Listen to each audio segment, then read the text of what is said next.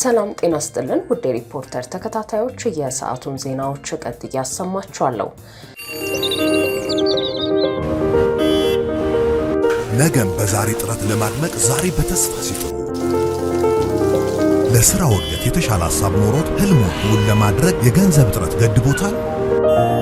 ከአንድ ወደ እልፍ እንዲሻገሩ ያለሙትን አሳክተው እፎይ የሚያስብሉ ሁነኛ አጋር ሲሻሉ በአዲስ የዘመን አሰራር የማደግ ህልሞን እውን ልናደርግ እፎይታን ለእፎይታው እፎይታ ዲጂታል የብድር አገልግሎት ከወጋገን ባንክ። እፎይታ ዲጂታል የብድር አገልግሎት ማሻሻያ ሳያስፈልግ ደንበኞች ያላቸውን የመክፈል አቅም መሰረት ያደረገ ለግለሰቦች እንዲሁም መደበኛ ላልሆኑ ጥቃቅንና አነስተኛ ንግዶች በዋናነት የሥራ ጀማሪዎችና ፈጣሪዎች የሚሰጥ የብድር አገልግሎት ነው። አሁኑን ወደ ወጋገን ባንክ ቅርንጫፎች በመሄድ ሂሳብ ከፍተው መተግበሪያውን ከጎግል ፕሌይ ላይ በማውረድ የአገልግሎቱ ተጠቃሚ መሆን ይችላሉ። ያለሙትን አሳክተው እፎይ ይበሉ። ወጋገን ባንክ።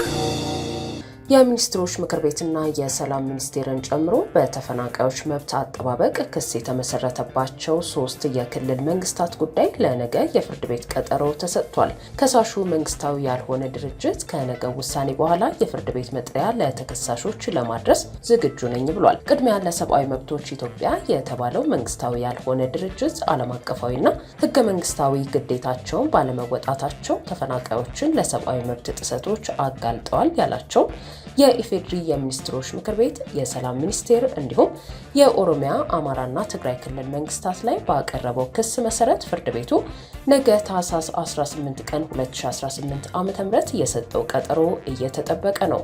ጥቅምት 24 ቀን 2013 ዓ.ም በትግራይ ክልል የተከሰተውን ጦርነት ተከትሎ ከ1,057,000 በላይ የትግራይ ተወላጆች መፈናቀላቸው፣ በተመሳሳይ ሁኔታ ከኦሮሚያ ክልል በግጭትና በተለያዩ ምክንያቶች ከ519,000 በላይ ዜጎች ተፈናቅለው በአማራ ክልል የተለያዩ አካባቢዎች በጊዜያዊ መጠለያዎች እንደሚገኙ እንዲሁም በኦሮሚያ ክልል ውስጥ በተለያዩ ምክንያቶች የተፈናቀሉ ከ84,000 በላይ ዜጎች እንዳሉ ሪፖርተር ድርጅቱ ካስገባው ክስ ተመልክቷል።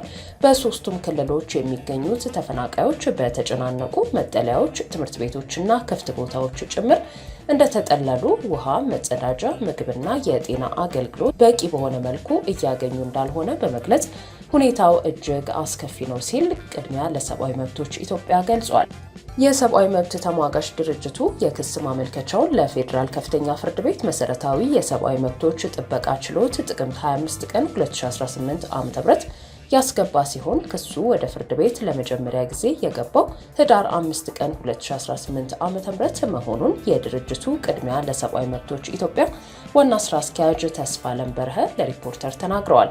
እስካሁን በተደጋጋሚ ጉዳዩ ላይ ትዕዛዝ እንዲሰጥ አቤቱታ ማቅረባቸውንና በዳኞች ተሟልቶ አለመገኘትና በሌሎች ምክንያቶች እስካሁን ቆይቷል። በነገው የፍርድ ቤት ቀጠሮ ተከሳሾቹ የፌዴራልና የክልል መንግስታት አካላት ለክሱ ምላሽ እንዲሰጡ የሚል ትዕዛዝ ከዳኞች እንደሚጠብቁ ዋና ስራ አስኪያጁ ገልጸዋል።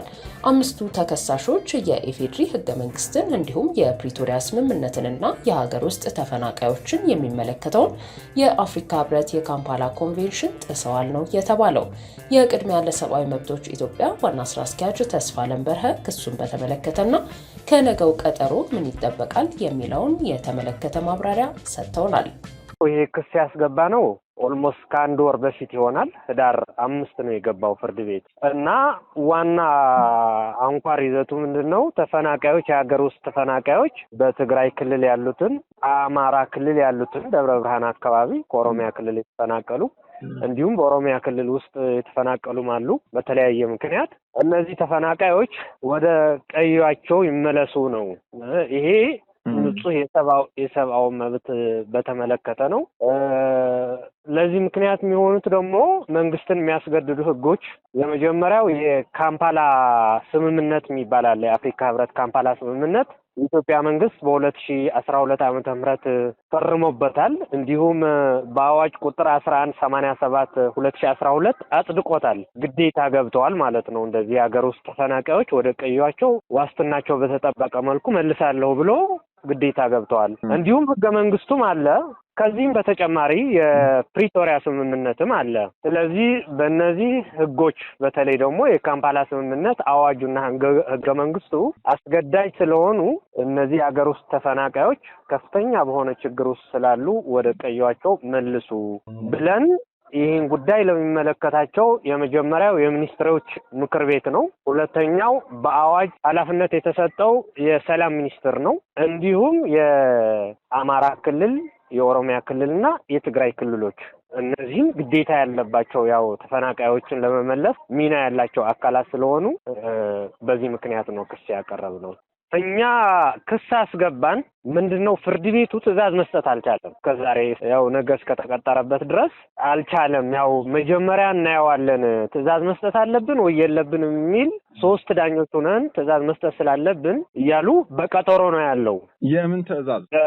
ተከሳሾች መልስ እንዲሰጡ ማለት ነው። መጥሪያ ማድረስ ስላለብን መልስ እንዲሰጡ ይሄ ነው። ስለዚህ የተጠባበቅን ነው። ችሎቱ ነገ ትዕዛዝ ይሰጣል ብለን ተስፋ እናደርጋለን ማለት ነው። ትዕዛዝ ይሰጣል ፍርድ ቤት ቅረቡና መልስ ስጡ ይላል። በኋላ መጥሪያውን ይደርሳል ማለት ነው መልስ እንዲሰጡ። ከዚህ በፊትም ነበረን፣ ነገ ደግሞ አለን። ነገ ዕለት ይሄ ትዕዛዝ ይሰጣል ብለን ተስፋ እናደርጋለን፣ እየተጠባበቅን ነው። ከዚህ በፊት የነበረው ታህሳስ 10 ነበር። ከዛም በፊት አቤቱታ እያቀረብን ነበር ትዕዛዝ ይሰጠን እያልን። ስለዚህ ታህሳስ 10 ግን ዳኞች አልተሟሉም ነበር በአጋጣሚ በስብሰባ ምክንያት። በእሱ ምክንያት ተሟልተን እንድናየው ተብሎ ለነገ ተቀጥሯል ማለት ነው። አዎ ጉዳዩ በፍርድ ቤት ሊታይ የሚችል ጉዳይ ነው።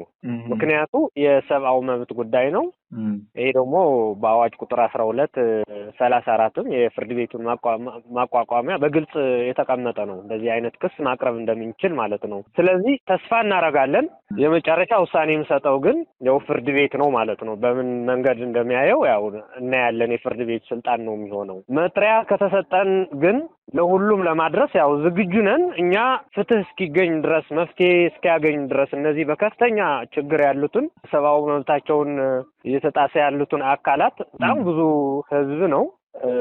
እነዚህ መፍትሄ እስኪያገኙ ድረስ እኛ በምንችለው መንገድ ጥረት ለማድረግ ያው ዝግጁ ነን ነው ማለት የምንችለው። የአማራ ክልል በቀጠለው የጸጥታ ችግር ምክንያት ወደ ትምህርት ቤት መግባት የሚጠበቅባቸው ተማሪዎች በመማር ላይ እንዳልሆኑ የክልሉ ትምህርት ቢሮ አመለከተ። የአማራ ክልል ትምህርት ቢሮ ኃላፊ አቶ ጥላሁን ወርቅነህ በዛሬው ዕለት ለተሰበሰበው የክልሉ ምክር ቤት ባቀረቡት የስራ አፈጻጸም ሪፖርት በክልሉ ከቅድመ አንደኛ ደረጃ እስከ ሁለተኛ ደረጃ ትምህርት ባሉት እርከኖች በ2018 የትምህርት ዘመን 7.4 ሚሊዮን ህጻናትና ታዳጊ ተማሪዎችን በመመዝገብ ወደ ትምህርት እንዲገቡ ታቅዶ እንደነበር ገልጸዋል። ይሁን እንጂ በትምህርት ዘመኑ መመዝገብ የተቻለው 4.3 ሚሊዮን ተማሪዎችን ወይንም የእቅዱን 58.2% ብቻ መሆኑን የቢሮ ኃላፊ ገልጸዋል። የተማሪ ምዝገባ ስራችን በሚፈለገው መንገድ አለመፈጸሙን የተከበረው ምክር ቤት እንዲረዳልን እንፈልጋለን። የምዝገባ አፈጻጸሙን በዝርዝር ለማየት ያህል በክልላችን በ2018 ትምህርት ዘመን ከቅድመ አንደኛ እስከ ሁለተኛ ደረጃ 7.4 ሚሊዮን ህፃናትና ታዳጊዎች መዝግቦ ለማስተማር ታቅዶ የነበረ ሲሆን የተመዘገቡት 4.3 ሚሊዮን ወይም የእቅዱን 58.2% ናቸው። የምዝገባ እቅድ አፈጻጸሙ በየፕሮግራሙ ሲታይ በቅድመ አንደኛ ደረጃ 83%፣ በአንደኛ ደረጃ 58%፣ በሁለተኛ ደረጃ 36% ላይ ይገኛል። በዘንድሮ የትምህርት ዘመን የተመዘገቡት ተማሪዎች ከአምናው ጋር ሲነጻጸር በ1.4 ሚሊዮን ተማሪዎች ብልጫ ያለው ቢሆንም መሆን ከሚገባውና በእቅድ ከተያዘው አንጻር ብዙ የሚጎድል ነው ብለዋል። በክልሉ ከሚገኙ ዞኖች መካከል በጎጃም ቀጠና ከሌላው የክልሉ አካባቢዎች በተለየና በከፋ ደረጃ ህፃናት ከትምህርት እንዲነጠሉና የመማር ማስተማር ሂደቱ መስተጓጎሉን ተናግረዋል። በክልላችን ውስጥ ባሉ ዞኖች በተለይ በጎጃም ቀጠና ደግሞ ከሌላው የክልሉ አካባቢ በተለየና በከፋ ሁኔታ ህፃናት ልጆች ከትምህርት እንዲነጠሉና የትምህርት ስራ እንዲስተጓጎል እየተደረገ በመሆኑ ወላጆች፣ ህዝቡና እንዲሁም ሁላችንም ልናወግዘው ልንወያየበትና መፍትሄ ልናመጣለት ይገባል። በተለይም የሁለተኛ ደረጃና ልዩ ፍላጎት ያላቸው ተማሪዎች ምዝገባና የትምህርት ተሳትፎ በጣም ዝቅተኛ ነው ያሉት የቢሮ ኃላፊ፣ ይህም በክልሉ ተወዳዳሪ የሰው ኃይል ከማፍራት አንጻር የሚፈጥረው ተጽዕኖ በጣም ከባድ ነው ሲሉ አሳስበዋል።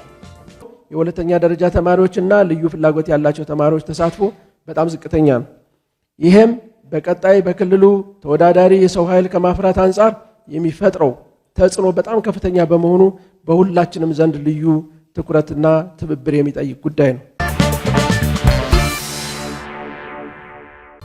ውድ ሪፖርተር ተከታታዮች የሰዓቱ ዜናዎቻችን እነዚህ ነበሩ። ስላደመጣችሁን ከልብ እናመሰግናለን። ከህዳር 22 እስከ ጥር 21 ቀን 2018 ዓ.ም ድረስ ከአቢሲኒያ ባንክ ጋር ይጀምሩ፣ ያድሱ እና ይደጉ የተሰኘ የሽልማት መርሃ ግብር ዛሬም ለክቡራን ደንበኞቹ አዘጋጅቷል። ከእርሱ የሚጠበቀው የባንካችን ቤተሰብ በመሆን አስደሳች ሽልማቶችን ማግኘት ያስችሎታል።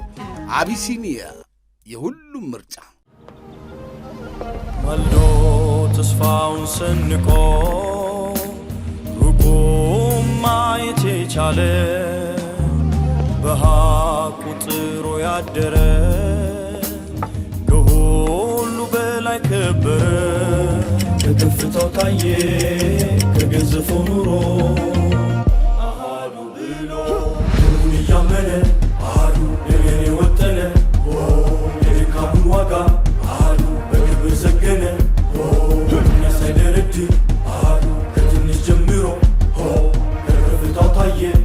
ስኬት ሁሉ አሃዱ ብለን ከጀመርንበት ይነሳል። አሃዱ ባንክ ከብዙዎች ለብዙዎች።